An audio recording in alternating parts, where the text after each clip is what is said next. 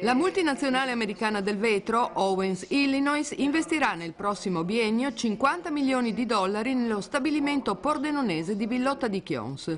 Lo annuncia oggi in conferenza stampa a Trieste Deborah Serracchiani, presidente del Friuli Venezia Giulia, insieme a Massimo Noviello ai vertici di OI Italia, presente anche Tiziano Treu, gius lavorista e già ministro della Repubblica.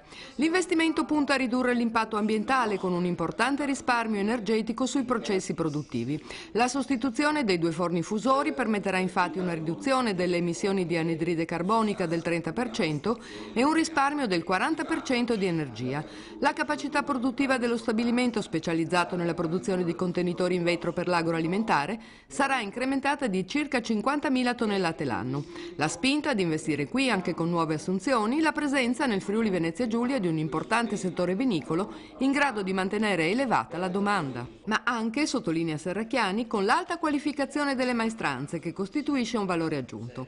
Nel momento in cui la crisi continua a mordere, questa è davvero una notizia in controtendenza, un segnale forte di crescita che conferma la potenzialità del nostro territorio come area attrattiva per le imprese.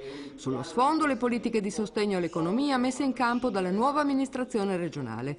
Hanno resistito alla crisi imprese che hanno saputo investire in ricerca, innovazione, internazionalizzazione e competenze per superare la fase di ricambio generazionale. Gli interventi della Regione devono perciò essere selettivi e mirati. Le aziende sono una diversa dall'altra e con esigenze diverse. Riduzione della burocrazia, accesso al credito, sostegno all'internazionalizzazione, politiche del lavoro, capacità di acquisire risorse dalla programmazione europea.